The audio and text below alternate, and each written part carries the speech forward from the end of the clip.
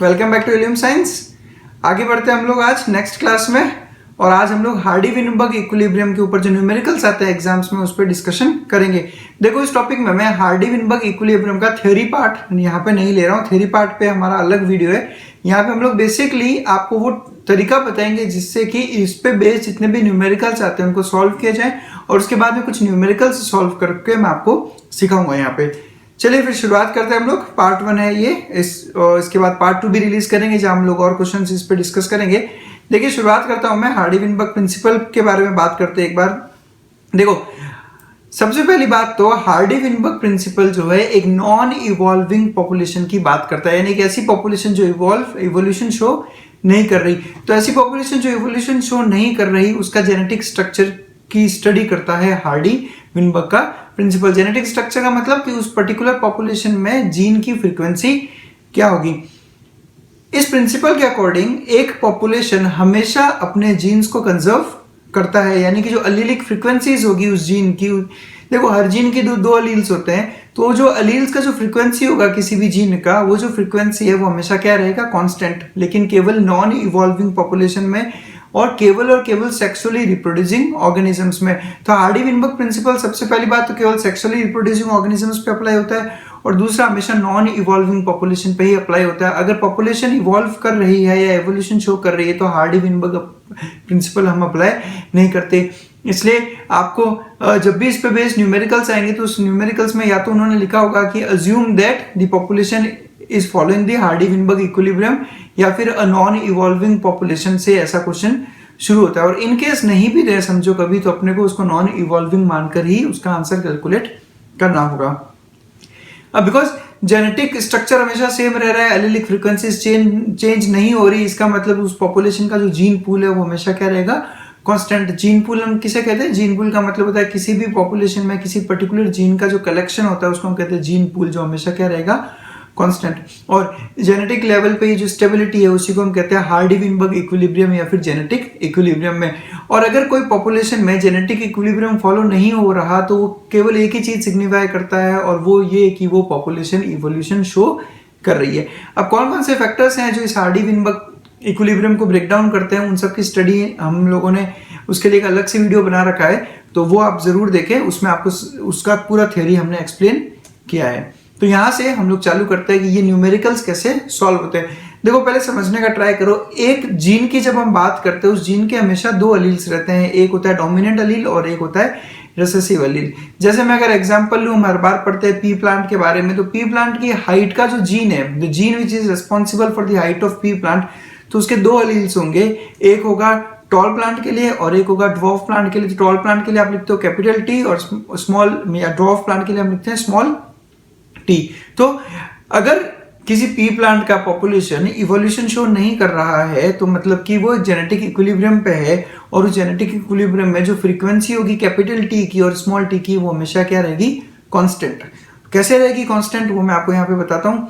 समझो मैं अब इस चीज को जनरलाइज कर रहा हूँ, मैं इस चीज को जनरलाइज कर रहा हूँ। समझो किसी भी जीन के दो अलील है, जिसमें से डोमिनेंट अलील को हम रिप्रेजेंट करेंगे कैपिटल ए से, और रेसेसिव अलील को हम रिप्रेजेंट करेंगे स्मॉल ए से। दो ही हो सकते हैं, या तो डोमिनेंट होगा या फिर रेसेसिव होगा। तो dominant allele capital A, recessive allele small A. ध्यान से सुनना, अगर आपको ये पर्टिकुलर स्लाइड अच्छे से समझ में आ गई तो फिर इस पे जो बेस्ड न्यूमेरिकल्स होते हैं वो बहुत आसान हो जाएंगे आपके लिए। समझो किसी पॉपुलेशन में इस डोमिनेंट अलील ए का फ्रीक्वेंसी मैं कंसीडर करता हूं स्मॉल पी। डोमिनेंट अलील का जो फ्रीक्वेंसी है किसी जीन पूल में वो क्या ले रहा हूं मैं, स्मॉल पी, और रेसेसिव अलील का जो फ्रीक्वेंसी मैं ले रहा हूं स्मॉल क्यू। यानी डोमिनेंट अलील कैपिटल ए की अगर मैं बात करूं तो उसका फ्रीक्वेंसी कितना है, स्मॉल पी, और रेसेसिव अलील का फ्रीक्वेंसी कितना है, स्मॉल क्यू। अब जेनेटिक इक्विलिब्रियम पे इन दोनों का जो सम रहेगा वो क्या रहेगा, कांस्टेंट, यानी वो इक्वल टू 1 रहेगा। यही लॉ है हार्डी-विनबर्ग लॉ कि ड्यूरिंग जेनेटिक इक्विलिब्रियम इन दोनों का जो सम है वो कांस्टेंट रहेगा, जो कि होगा 1 के बराबर। यानी मैं कहूंगा p plus Q equals to 1। अब अगर मैं दोनों साइड को स्क्वायर करूं, यानी मैं कह सकता हूं p प्लस क्यू का होल स्क्वायर इक्वल्स टू 1 का स्क्वायर, और 1 का स्क्वायर रहता है 1, तो p प्लस क्यू का होल स्क्वायर भी कितना आएगा, 1। मैथमेटिकली अगर मैं p plus Q whole square को ओपन अप करूं तो क्या आता है, P square plus 2pq plus Q square equals to 1, जैसा हम लोग पढ़ते हैं मैथमेटिक्स के इक्वेशंस में। तो p प्लस क्यू का whole square is P square plus 2pq plus Q square equals to 1। तो ये कब होगा? जब कोई पॉपुलेशन इवॉल्व नहीं कर रही है, तो उसमें जो दो अलील्स होंगे उनका सम हमेशा कितना आएगा? 1। और हम लोग कुछ इसको इस तरह से भी लिख सकते हैं। अब ध्यान से सुना, सारा खेल जो है वो यहीं से चालू होगा। देखो, अब ये जो दो अलील्स है कैपिटल ए और स्मॉल ए, ये कितने अलग अलग टाइप के जीनोटाइप बना सकते हैं? तो केवल 3 अलग अलग टाइप के जीनोटाइप बनाएंगे। Capital A capital A, capital A small A और small A small A. Capital A मतलब कि dominant homozygous, capital A small A मतलब हेट्रोजाइगस, और स्मॉल ए स्मॉल मतलब कि रिसेसिव होमोजाइगस। तो देखो ध्यान से सुनना, पी क्या है? पी है डोमिनेंट अलील की फ्रीक्वेंसी। पी क्या है? डोमिनेंट अलील की फ्रीक्वेंसी। अब मैं जब लिखता हूं पी स्क्वायर यानी कि पी इंटू पी, पी किसको रिप्रेजेंट कर रहा है? डोमिनेंट अलील ए को। तो पी इंटू पी यानी कि क्या हो जाएगा? ए इंटू ए यानी ए। तो ए को मैं लिख सकता हूं पी स्क्वायर। ए को मैं क्या लिख सकता हूं? P square. यानी कि इस इक्वेशन में ये जो पी स्क्वायर आया है, ये पी स्क्वायर हमारा, ये जो पी स्क्वायर है वो रिप्रेजेंट करेगा कैपिटल ए जीनोटाइप को। सिमिलरली स्मॉल ए किसको रिप्रेजेंट करेगा? क्यू स्क्वायर को। This Q square is recessive homozygous.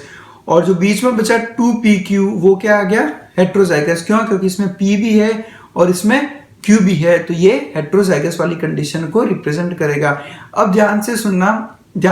अब यहां पर अगर ये चीज समझ में आ जाएगी तो हमारे लिए न्यूमेरिकल्स बहुत आसान हो जाएंगे। कैपिटल ए या फिर पी स्क्वायर, यानी जो कैपिटल ए वाला जो जीनोटाइप है वो रिप्रेजेंट कर रहा है पी स्क्वायर को, और ये पी स्क्वायर थियोरेटिकली क्या है? ये है डोमिनेंट होमोजाइगस इंडिविजुअल्स की फ्रीक्वेंसी।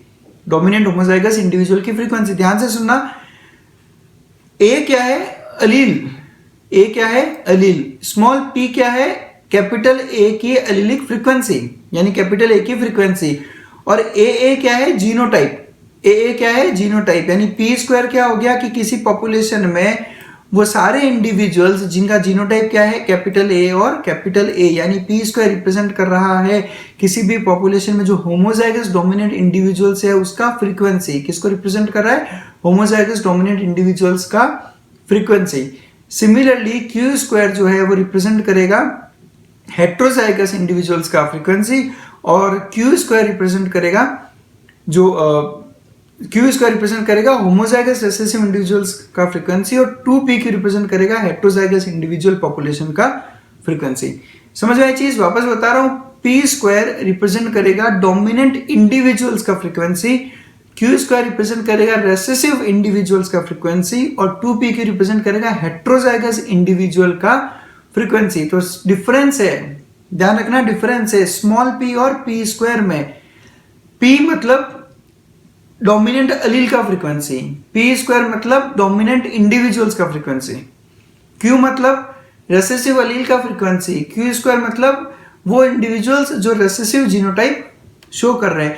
तो अब जो आपको क्वेश्चंस आएंगे इस पे, उस क्वेश्चन में आप अच्छे से समझो कि वो जो वैल्यू दे रखी है उन्होंने, वो वैल्यू किस चीज की है? p की या p स्क्वायर की। हम वो क्वेश्चंस इसलिए गलत करते हैं क्योंकि हम लोग समझ नहीं पाते हैं कि वो पर्टिकुलर वैल्यू किस चीज की उस क्वेश्चन में उन्होंने रिप्रेजेंट कर रखी है। कुछ क्वेश्चंस में सॉल्व करके बताऊंगा आपको जिससे आप ये चीज सीख सकते हो। सबसे पहला क्वेश्चन डिस्कस करूंगा मैं नीट 2014 का। ये क्वेश्चन वो ये कह रहा है कि एक पॉपुलेशन है 1000 इंडिविजुअल्स की, जिसमें से 360 इंडिविजुअल्स बिलोंग करते हैं जीनोटाइप कैपिटल ए को, 480 बिलोंग करते हैं कैपिटल ए स्मॉल ए को, और 160 बिलोंग करते हैं स्मॉल ए को। ध्यान से सुनना, 360 बिलोंग करते हैं कैपिटल ए। समझ में आया? यानी ये किसकी बात कर रहा है? पी स्क्वायर की। तो क्या मैं पी स्क्वायर का वैल्यू 360 ले सकता हूं? नहीं ले सकता। समझो, पी स्क्वायर डोमिनेंट इंडिविजुअल्स का नंबर नहीं है, पी स्क्वायर डोमिनेंट इंडिविजुअल्स की फ्रीक्वेंसी है। पी स्क्वायर डोमिनेंट इंडिविजुअल्स की फ्रीक्वेंसी है। तो मुझे फ्रीक्वेंसी से मतलब है, इसके नंबर से मतलब नहीं है। फ्रीक्वेंसी कैसे कैलकुलेट करूंगा? ध्यान से सुनना, मुझे होमोजाइगस डोमिनेंट इंडिविजुअल्स की फ्रीक्वेंसी पता करनी है। किसी भी चीज की फ्रीक्वेंसी पता करनी होती है मुझे, तो हम क्या करते हैं कि कितने लोग उसको बिलोंग करते हैं डिवाइडेड बाय टोटल पॉपुलेशन। वैसे ही होगा जैसे मैं बोलता हूं कि आउट ऑफ 100 अगर 40 इंडिविजुअल्स क्या है होमोजाइगस डोमिनेंट, तो मैं क्या कहूंगा कि फ्रीक्वेंसी कितनी आ गई 40%, कितना आ गया 40%, पर वो परसेंट में, आंसर मुझे परसेंट में नहीं चाहिए, समझ में आ रहा है। यानी कि होमोजाइगस डोमिनेंट इंडिविजुअल्स की अगर मैं फ्रीक्वेंसी निकालूं तो ये कैसे निकलेगी, ये निकलेगी होमोजाइगस डोमिनेंट इंडिविजुअल्स कितने 360, तो उसको डिवाइड करना है अपने को 1000 से, तो अपना आंसर क्या आया 0.36। गलती कहाँ होती है, एग्जाम में जाते हैं पी स्क्वायर का वैल्यू लेते हैं हम 360 और हमारा आंसर गलत आता है, और आता ही नहीं, इनफैक्ट हमारा आंसर कोई 4 ऑप्शन में से मैच ही नहीं करता। क्यों, क्योंकि फ्रीक्वेंसी की बात हो रही है, पी, वापस सुनो, पी डोमिनेंट अलील का frequency, P square dominant homozygous individuals का फ्रीक्वेंसी। बात समझ में आई। तो यहाँ पे हमें जो पी स्क्वायर की वैल्यू निकालनी है तो 360 डिवाइडेड बाय 1000, क्योंकि 1000 पॉपुलेशन में से 360 डोमिनेंट इंडिविजुअल्स है, तो 0.36 आ गई पी स्क्वायर। तो जब मेरे पास पी स्क्वायर आ गया तो मैं पी निकाल सकता हूँ, उसका अंडर रूट निकाल लो। तो जब मैं पी कैलकुलेट करूंगा यानी 0.36 का अंडर रूट जो आता है 0.6। अब 0.6 क्या है, फ्रीक्वेंसी है डोमिनेंट अलील की, क्योंकि पी इज डोमिनेंट अलील का फ्रीक्वेंसी, और हमें पता है कि पॉपुलेशन नॉन इवॉल्विंग होती है तब p प्लस क्यू कितना आता है 1, यानी अगर p 0.6 है तो q कितना आएगा आपका 1 माइनस 0.6, तो q का वैल्यू आ गया 0.4, p का वैल्यू 0.6, q का वैल्यू 0.4। ऐसे क्वेश्चंस को अगर सही करना है तो आपको सीधा सीधा क्वेश्चन में जो वैल्यूज दे रखी है उसको समझना है कि वो वैल्यू p है, p स्क्वायर है, इंडिविजुअल्स है, क्या है। ठीक है, देखते रहो वीडियो, इसमें बहुत सारे क्वेश्चन सॉल्व करूंगा मैं, तो आपको समझ में आएगा कि ये सॉल्व कैसे करने होते हैं। अब मुझे क्या निकालना है, फ्रीक्वेंसी ऑफ एलील ए, यानी कि स्मॉल p की वैल्यू निकालनी है, जो मैं यहाँ पे निकाल चुका हूँ 0.6। q पूछेंगे तो q भी आप निकाल सकते हो, 1 माइनस 0.6 यानी 0.4। तो ये सबसे आसान क्वेश्चन था जो इस कैटेगरी को बिलोंग करता है नीट 2014। बिलीव मी, आज तक जितने भी नीट और एम्स में हार्डी-विनबर्ग इक्विलिब्रियम में न्यूमेरिकल्स है वो बहुत आसान न्यूमेरिकल्स थे, बहुत इजीली आप उसको सॉल्व कर सकते थे। इस वीडियो में मैं आपको थोड़ा और हाई लेवल के भी सॉल्व करना सिखाऊंगा, ताकि इससे आपको ये भी पता चले कि हार्डी-विनबर्ग इक्विलिब्रियम यूज कहाँ पे होता है, ये इसके न्यूमेरिकल्स हम लोग क्यों सॉल्व करते हैं, सीखेंगे जैसे जैसे हम इसके न्यूमेरिकल सॉल्व करेंगे। चलिए AIPMT 2006 की बात करता हूं। उसमें क्वेश्चन था कि एक रैंडम मेटिंग पॉपुलेशन में 28,800 इंडिविजुअल्स है और percentage of dominant homozygous individuals is 49%, यानी कि जो इंडिविजुअल्स डोमिनेंट होमोजाइगस शो कर रहे हैं वो कितना 49%। तो आपको परसेंटेज निकालना था हेटेरोजाइगस इंडिविजुअल का। अब ध्यान से सुनना, इसमें इन्होंने क्या दिया है, परसेंटेज दिया है डोमिनेंट होमोजाइगस इंडिविजुअल्स का, यानी कि पी स्क्वायर दिया है। क्या दिया है, P square, but P square की वैल्यू 49 नहीं लेनी। क्यों, क्योंकि हमें फ्रीक्वेंसी परसेंटेज में कभी भी नहीं निकालनी होती है, इस परसेंटेज को कन्वर्ट करना पड़ेगा फ्रीक्वेंसी में। 49% का मतलब क्या हो गया, 49 इन 100, 49 इन 100। तो परसेंटेज को फ्रीक्वेंसी में कैसे कैलकुलेट करूंगा, तो 49 डिवाइडेड बाय 100, क्योंकि परसेंटेज को न्यूमेरिकल में कुछ इस तरह से कन्वर्ट किया जाता है। तो फ्रीक्वेंसी होमोजाइगस डोमिनेंट इंडिविजुअल्स की 49%, यानी कि 49 डिवाइडेड बाय 100 यानी कि 0.49। तो मेरे पास पी स्क्वायर की वैल्यू आ गई। जब मेरे पास पी स्क्वायर की वैल्यू है तो मैं पी की वैल्यू निकाल लूंगा, और पी की वैल्यू इज 0.49 का अंडर रूट, यानी कि आ जाएगा 0.7। और पी क्या है, फ्रीक्वेंसी ऑफ डोमिनेंट अलील। वापस बता रहा हूं, अगर क्वेश्चन में दिया हुआ वैल्यू दिमाग में बैठ गया कि किस चीज का वैल्यू है, तो फिर ये क्वेश्चन खत्म है, फिर क्वेश्चन में कुछ भी नहीं रहता। तो सारा मामला वहीं पे समझना होगा। P निकल गया है तो Q भी हम आसानी से निकाल सकते हैं, 1 माइनस 0.7 यानी कि क्या आ जाएगा 0.3। अब आपसे पूछा हेटेरोजाइगस इंडिविजुअल, तो हेटेरोजाइगस इंडिविजुअल कैसे निकालते हैं, 2PQ, यानी 2 इंटू P इंटू Q, तो वैल्यू आ जाएगी 2 इंटू 0.7 इंटू 0.3 यानी कि 0.42। अब इसको परसेंटेज में कन्वर्ट करना है तो कैसे करोगे, इसको 100 से मल्टीप्लाई कर दो, 42% आंसर आ गया। हो सकता है कि आपको परसेंटेज में पूछा गया हो तो ये आंसर आप परसेंटेज में भी कैलकुलेट कर सकते हो। नेक्स्ट बढ़ता हूं, एक और क्वेश्चन में लेता हूं। एक पॉपुलेशन है हार्डी-विनबर्ग इक्विलिब्रियम में, frequency of recessive allele for a certain hereditary trait is 0.20, यानी किसी हेरिडिटरी ट्रेट के लिए फ्रीक्वेंसी रेसेसिव अलील की है 0.2। तो इन्होंने क्लियर बोल दिया फ्रीक्वेंसी ऑफ रेसेसिव अलील, यानी किसका वैल्यू, क्यू का या क्यू स्क्वायर का।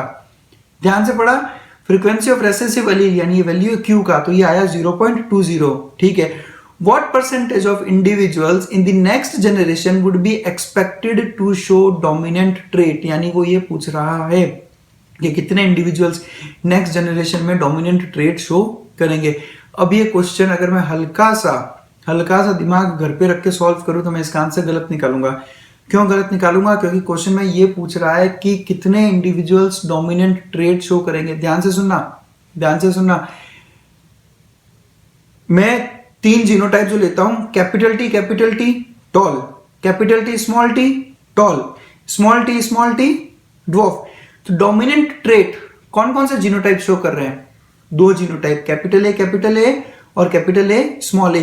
क्वेश्चन पूछ रहा है कि कितने इंडिविजुअल्स डोमिनेंट ट्रेट शो करेंगे, यानी मुझे डोमिनेंट जीनोटाइप कितने का होगा, उसके अलावा हेट्रोजाइगस कितने, वो भी कैलकुलेट करना पड़ेगा, क्योंकि कितने इंडिविजुअल्स डोमिनेंट ट्रेट शो कर रहा है वो फिनोटाइप पूछ रहा है हमसे, जीनोटाइप की बात नहीं कर रहा। अब तक जो हमने क्वेश्चन सॉल्व किया उसमें उसने जीनोटाइप पूछा था, यहाँ वो फिनोटाइप पूछ रहा है हमसे, इसलिए ध्यान से करना है इसको। तो कितने डोमिनेंट ट्रेट शो करेंगे, इसके लिए अपने को हेट्रोजाइगस की भी वैल्यू निकालनी है और डोमिनेंट होमोजाइगस की भी वैल्यू निकालनी है। तो हमें फ्रीक्वेंसी ऑफ रेसेसिव वैल्यू दे रखा है 0.2, पी की वैल्यू मैं निकाल सकता हूं। कैसे निकालूंगा? 1 - 0.2 यानी 0.8। अब मेरे पास क्यू भी है, मेरे पास पी भी है और मुझे क्वेश्चन भी समझ में आ गया कि मुझे निकालना क्या है। तो इंडिविजुअल्स शोइंग डोमिनेंट ट्रेट 2 होंगे, होमोजाइगस डोमिनेंट वाले भी डोमिनेंट ट्रेट शो करेंगे और हेट्रोजाइगस भी डोमिनेंट ट्रेट शो करेंगे, यानी पी स्क्वायर भी निकालना है और 2pq भी निकालना है और फिर दोनों को ऐड करना है। पी स्क्वायर निकालूंगा यानी कि 0.8 × 0.8 0.64 और हेट्रोजाइगस निकालूंगा यानी 2pq, तो ये आप निकाल सकते हो 0.8 × 0.2 यानी कि 0.32, यानी परसेंटेज में कैलकुलेट करोगे तो 32%। तो इन दोनों को ऐड कर दो, 64 + 32 कितना आ गया? 96%, यानी कि इस पॉपुलेशन में 96% इंडिविजुअल्स डोमिनेंट ट्रेट शो करेंगे। अब ये क्वेश्चन तो जब मैं नया हूं इस चीज में सीखते वक्त तो मैं इसको ऐसे सॉल्व करता हूं, लेकिन मैं चाहूं तो इस क्वेश्चन को एक फटाफट बहुत शॉर्टकट तरीके से भी सॉल्व कर सकता हूं। कैसे सॉल्व कर सकता हूं? देखो मेरे पास इन्होंने पूछा कि कितनी इंडिविजुअल्स डोमिनेंट ट्रेट शो करेंगे, तो हम कह रहे हैं कि सर होमोजाइगस डोमिनेंट यानी कि कैपिटल ए वाले और कैपिटल ए स्मॉल ए वाले डोमिनेंट ट्रेट शो करेंगे। ठीक है, रेसेसिव ट्रेट कितने शो करेंगे? सर केवल स्मॉल ए और स्मॉल ए वाले। तो क्यों ना मैं P निकालू ही नहीं, Q मुझे दे रखा है इन्होंने कितना? 0.2, मैं Q स्क्वायर निकाल लेता हूं, एक बार निकाल लेता हूं। Individuals showing recessive trait Q square 0.04 यानी कि करीब 4%। कितना है? 4%। अब अगर 4% इंडिविजुअल्स रेसेसिव ट्रेट शो कर रहे हैं तो डोमिनेंट ट्रेट कितने शो करेंगे? 100 - 4%, तो मेरा सीधा आंसर हो जाएगा 96%। Getting my point? तो आप डायरेक्ट भी इसको सॉल्व कर सकते थे, P की वैल्यू निकालने की भी जरूरत हमें नहीं थी। चलो आगे बढ़ते हैं, कुछ और क्वेश्चन सॉल्व करेंगे। जैसे जैसे क्वेश्चन सॉल्व करोगे आपको मजा आने लगेगा, और अगर आप चाहो तो ये क्वेश्चन खुद भी ट्राई करो, वीडियो को पॉज करो, एक बार ट्राई करो इस क्वेश्चन को सॉल्व करने की, नहीं होता तो फिर आप वीडियो में आगे कंटिन्यू करो। ये बहुत बढ़िया क्वेश्चन लगा मुझे। एक अलील है कैपिटल W जो व्हाइट वूल प्रोड्यूस करता है, ठीक है, वो डोमिनेंट है किसके ऊपर? स्मॉल w पे, जो कि ब्लैक वूल प्रोड्यूस करता है, यानी ब्लैक वूल रेसेसिव कैरेक्टर है, व्हाइट वूल डोमिनेंट कैरेक्टर है। बिल्कुल सही बात है।